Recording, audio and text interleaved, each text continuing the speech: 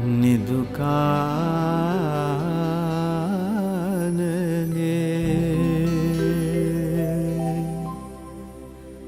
නිදුකානනේ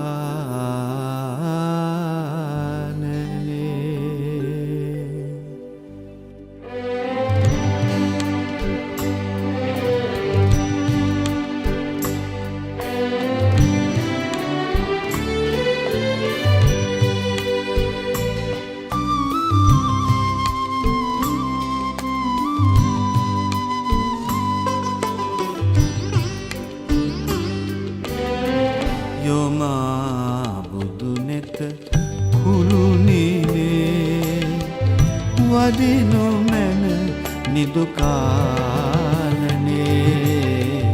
යොමා බුදු අද මම පුතාලට කියා දෙන්න යන්නේ පුංචි ජාතක කතාවක්. කක් දන්නවද? ඒකේ නම පුෂ්පගන්ධ ජාතකය. මොකද්ද? පුෂ්පගන්ධ ජාතකය. පුෂ්ප කියන්නේ මොකද්ද? මල් වලට. එහෙනම් ගන්ධ කියන්නේ සුවඳට. එහෙනම් මල් සුවඳ ඒකේ නමනේ. ඔන්න පුතේ එක කාලෙක අපේ බෝසතාණන් වහන්සේ හිමාලය පර්වතයේ වැඩ ඉන්න කාලෙක එක දවසක් ලස්සන නෙළුම් මල් පිපිච්ච ලස්සන පොකුණකට ගියා නාන්න ගිහිල්ලා උන්වහන්සේ අතින් ඇල්ලුවෙත් නෑ මොනවත් කරන්නේ නැතුව නෙළුම් මලක නිකන් සුවඳ ඉඹලා බැලුවා. අතින් ඇල්ලුවත් නෑ නෙළුම් මල.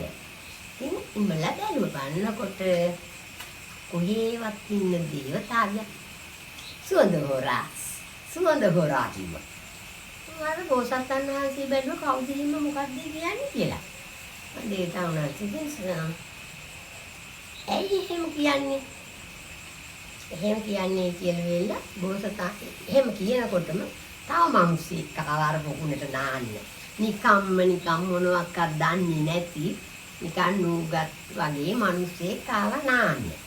ඉතින් අර පොකුණට බැහැලා ඒ මිනිස්සයාත් නාන්න කලින් නෙළුම් මල් ටිකක් කඩලා එතනින් ටිකක් බැනලා නෙළුම් පඳුරකුත් ගඩෝගෙන ඒකත් තියලා නෙළුම් වල ටිකක් සුද්ධ කර කෑවා. හැබැයි අර දේවතාවිය බලන් හිටියා. කිසි දෙයක් කිව්වේ නෑ. ඒ මිනිස්සයා නෙළුම් වලක් කාලා නාගෙන මල් ටිකක් අරගෙන ඒ මිනිස්සයා ගියා යන්නේ. එතකොට අපේ බෝසතාණන් වහන්සේ අහනවා මේ ඔබ දැක්කද දැන් අර දේවතාවිය අහන්නේ.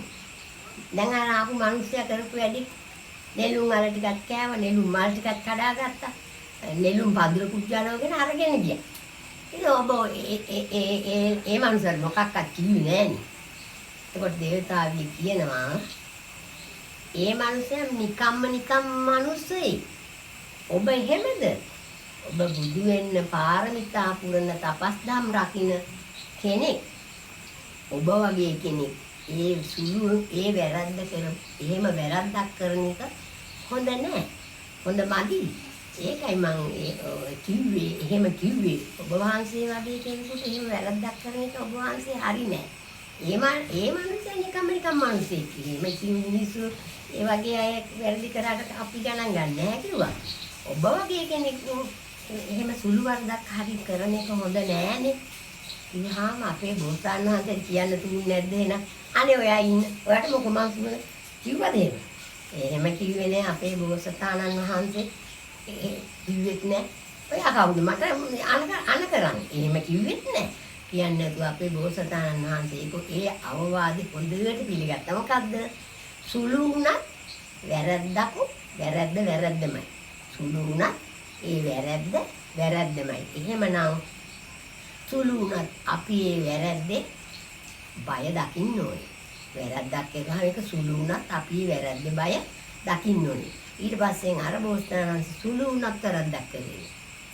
සුළු වුණත් වැරද්දක් කවදාකවත් කරන්නේ නැතුව ඒ වැරද්ද හදාගත්තා.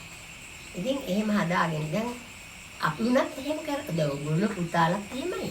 පුතාලා සුළු වැරද්දක් කරන් ඒ වැරද්දේ බය දකින්න ඕනේ. මේක සුළු වුණාට මේ වැරද්දේ අපිට එන විපාක සුළු නෑ. මහ විශාලයි. ඒක නිසා අපි වැරද්දක් කරන සුළු වැරද්දේ උනත් බය දකින්න ඉගෙන ගන්න ඕනේ. ඔන්නෝක තමයි අද මම ඔයගලන්ට කියන්නේ පුංචි මේ බණ කතාව. එතකොට කවුද දන්නවද අපි අර මේ දේවතාවිය අපගේ බුදුරජාණන් වහන්සේගේ අග්‍රශ්‍රාවිකා උප්පලවන්නා තෙරණුන් වහන්සේ. ඊට පස්සේ අපේ බෝසතාණන් වහන්සේගේ බුද්ධ සභා මණ්ඩපේ හොඳද? උප්පලවන්නා තෙරණුන් වහන්සේ. අපේ සව් නම. අන්නකයි පුංචි කතාව. ඒක නිසා පුතාලා වැරදි සුළු වුණත් වැරද්දක් කරන්න එපා. සුළු වැරද්ද වුණත් ඒකේ බය දැකලා අපි කවුරු හරි වැරද්දක් පෙන්නලා දුන්නාම ඒක පිළිගන්න ඕනේ. තේරුණා? හරියට හරි.